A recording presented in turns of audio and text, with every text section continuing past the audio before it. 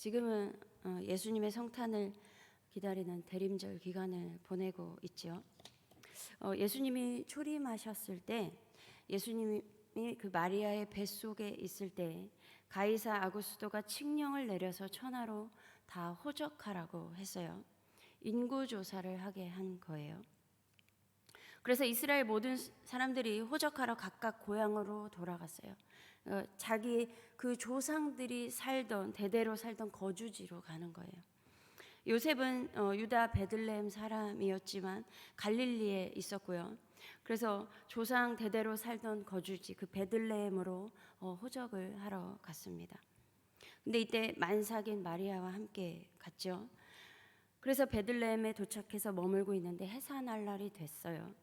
근데 막상 나아야 할 곳이 없는데 그 당시에 이제 호적하러 사람들이 이제 많이 오다 보니까 여관조차도 없는 거예요. 그래서 어쩔 수 없이 마국간에서 아이를 낳게 되었습니다. 이렇게 예수님은 이 땅에 태어나게 되셨어요. 그리고 강보에 쌓여서 말 구유에 누워 계셨죠. 그러니까 여물통이죠. 말 밥그릇이 한마디로 거기에 누워 계셨어요. 그런데 좀 전에 말씀드린 것처럼 이때가 가이사 아구스도 때잖아요. 이 가이사 아구스도가 로마의 아우구스투스 황제를 가리킵니다. 이 가이사 아구스도가 인구 조사를 실시한 것이고 이것은 세금을 징수하기 위한 것이었죠. 그래서 로마 제국의 그 통치 기반을 더욱 든든히 하기 위함이었습니다. 그런데 이 본래 이름이 옥타비아누스였어요. 그런데 로마의 원로원에서 아우구스투스라는 칭호를 수여해 주었습니다. 이 칭호가요, 숭고한 자라는 뜻이에요. 고귀한 자라는 의미를 가지고 있습니다. 그래서 신적으로 들리는 이름이었다는 거예요. 그래서 이 당시에 이 칭호를 부여받은 이 아우구스투스에게 사람들은 신적인 존재로 추앙했어요. 그래서 구원자다라고 이야기 또 하고 그러면서 숭배하는 사람들도 많이 있었습니다. 나중에 죽은 후에는 아예 신으로 떠받들었어요. 신격화시켰습니다. 그 정도로 아우구스투스를 숭배했어요, 사람들이요. 그리고 또 예수님이 태어날 당시에는 헤롯 1세가 유대의 왕으로 있었죠. 정치를 잘해서 로마와 이렇게 정치를 잘해서 유대의 왕으로 있었습니다. 근데 이 헤롯 1세는 에돔 족속이었어요. 이둠의 사람이라고 해서 에돔 족속이었는데 정통성이 없는 거죠. 그러니까 자신이 유대인이 아니니까 유대인에게 인정을 받아야 되는 상황이었던 거예요. 그래서 자신의 왕자에 집착을 했고요. 자신의 왕위를 지키기 위해서 조금이라도 자신에게 도전이 되거나 위협이 될 만한 가능성이 있는 사람들은 다 숙청을 했습니다. 그래서 헤롯 1세는 실제로 가족을 많이 죽였어요. 이렇게 로마 황제가 사람들로부터 구원자라고 추앙받고 있고 또 정통성이 없는 헤롯은 이 불안정한 권력을 쥐고 있었기 때문에 이 당시에 예수께서 구원자 그리스도로 오신다. 그리고 유대인의 왕으로 이 땅에 태어나시는 것은 위험을 감수해야만 하는 상황이었습니다. 이러한 때에 예수님이 태어나신 거예요. 그리스도로 태어나시고 구원자로 태어나시고 유대인의 왕으로 태어나신 거예요. 그런데 하나님께서 모든 것을 아시는 전지전능하신 분이시잖아요.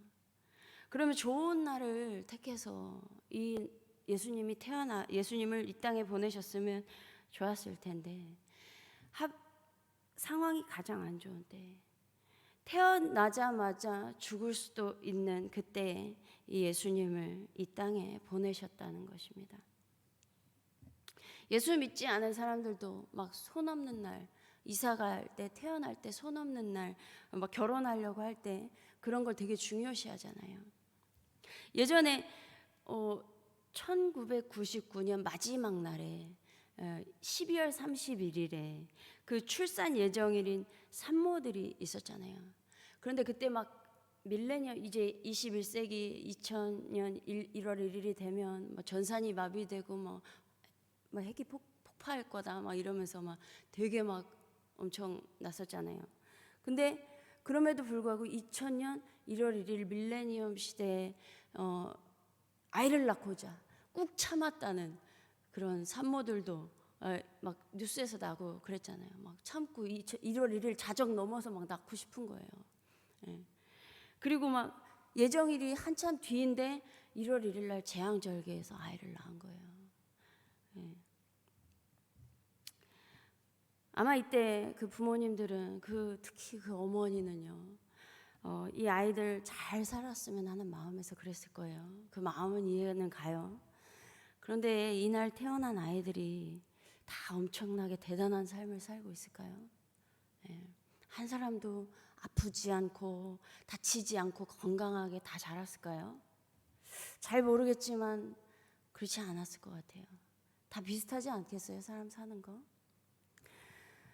사람들은 이렇게 좋은 날에 집착할지 모르지만요, 우리 하나님은 이런 거 아무 상관없어요. 예. 오히려 더 좋지 않은 날에, 더 좋지 않은 상황에서 하나님은 자신의 전능하심을 더 드러내시고요, 모든 것을 합력해서 선을 이뤄가시는 능력의 하나님이십니다. 그래서 우리가 살면서 좋지 않은 날을 만나게 되더라도, 그래서 그러한 날을 만났을 때 잠시 마음이 어려울 수 있고 여러 가지 어려울 수 있지만, 그럼에도 전능하신 하나님만 의지하시기 바랍니다. 만왕의 왕이신 예수님이 누구보다 가장 좋지 않은 날에 태어나셨고요, 누구보다 가장 열악한 환경인 마국간에서 태어나셔서요, 말구유에 누워 계셨음을 기억하시기 바랍니다. 이러한 환경에서 태어난 예수님을 어떤 사람이 경배했냐면요, 목자들이 경배했어요. 여러분, 말구유에 누워있는 아기에게 경배할 수 있겠어요? 경배하기에는 너무 초라해 보이잖아요. 그럼에도 목자들은 경배를 했다는 것입니다. 예수님 태어나신 날, 그 지역 목자들이 밤에 밖에서 양떼를 지키고 있을 때, 밤에 이렇게 쉬지 않고 양떼를 지키고 있었던 것을 보면, 이들은 선한 목자였구나라는 것을 알 수가 있습니다. 당시 가장 천대받던 이 사람들에게 주의 사자가 그러한 소식을 가장 먼저 전했다는 것은 의미 있는 것이죠. 이렇게 이 목자들이 양떼를 지키고 있을 때 목자들 곁에 주의 사자가 서고 주의 영광이 목자들을 두루 비추었어요. 그러니까 목자들이 무서워진 거예요. 갑자기 무서운 거예요. 그러니까 이 무서워하고 있는 이들에게 천사가 무서워하지 말라. 보라, 내가 온 백성에게 미칠 큰 기쁨의 좋은 소식을 너희에게 전하노라. 오늘 다윗의 동네에 너희를 위하여 구주가 나셨으니 곧 그리스도 주시니라. 너희가 가서 강보에 쌓여 구유에 뉘어 있는 아기를 보리니 이것이 너희에게 표적이니라.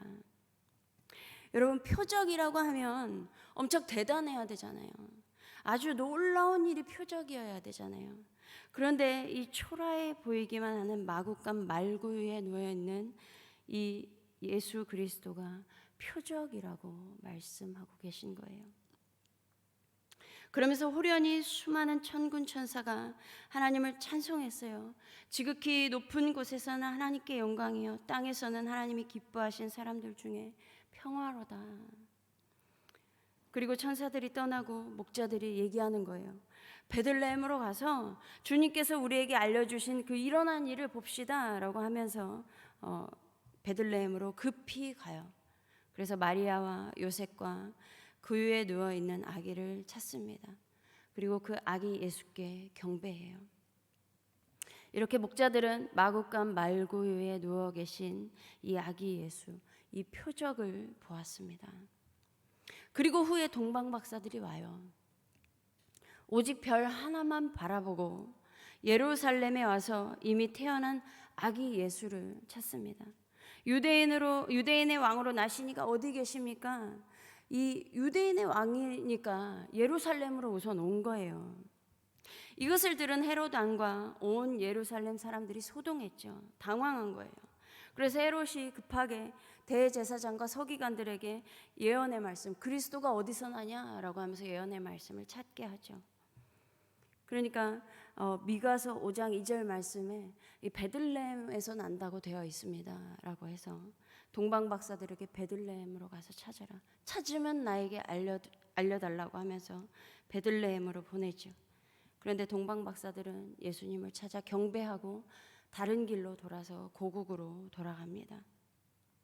그런데 이 일로 인해서 요셉과 마리아와 아기 예수는 이집트로 피신해야 되는 상황이 된 거예요. 이렇게 예수님은 태어난 갓난 아기일 때부터 위협 속에서 피신을 해야만 했습니다. 여러분, 예수님이 이 땅에 왔던 때에 구원자가 태어났다는 것, 유대인의 왕으로 태어났다는 것, 이 구원의 기쁜 소식은 권력자들에게 있어서 반갑지 않았습니다. 그래서 예수 그리스도는 태어날 때부터 죽음에 노출되어야만 했어요. 그러나 당시에 천민이었던 목동들과 이방인이었던 동방 박사들만이 예수님께 경배했습니다. 우리 성도님들은 지금 어떤 시기를 보내고 계신가요? 우리 아기 예수님은 예수님은 아기 때부터 위기 가운데 태어났고요. 이 땅에 계신 동안에도 미움을 받았고 결국 죽임을 당했습니다. 그럼에도 마침내 그렇게 끝나지 않고요. 마침내 승리하셨고 지금은 우리의 영원한 구세주가 되셨습니다. 세상에서는 너희가 환난을 당하나 담대하라. 내가 세상을 이기었노라. 이렇게 승리한 예수님은 우리도 마침내 승리의 길로 인도하실 것입니다. 이 대림절 기간에 초림 예수님을 기억하시고 또 목동들처럼 동방 박사들처럼 예수님께 경배하며 또한 지금도 살아 역사하셔서 끝내 우리에게 승리를 주실 예수 그리스도께 감사하는 시간이 되시기를 바랍니다. 다 같이 기도하겠습니다. 하나님 감사합니다. 하나님 처음 오셨을 때 우리가 너무 무지해서 우리 주 예수 그리스도를 위협 가운데 그 어려움 가운데 둘 수밖에 없었습니다. 하나님 이 시간 그것을 기억하며 지금이라도 우리가 주님께 경배하며 나아가는 우리의 심령을 허락하여 주셔서 하나님께 경배하는 모든 심령들 가운데 하나님의 은혜와 평강이 넘치는 아버지 이 시간 되게 하여 주시옵소서. 하나님 더욱더 주님 앞에 가까이 나아가는 우리 모두가 되게 하시고 하나님 그 가운데서도 하나님 그 처음에 오셨을 때 그 어려움 가운데서도 마침내 승리하셨던 것처럼 하나님 믿고 의지하는 자에게 끝내 승리케 하실 주님을 찬양하며 하나님 더욱더 의지하는 우리 모두 되게 하여 주시옵소서. 감사드리며 우리 주 예수 그리스도의 이름으로 기도드립니다. 아멘.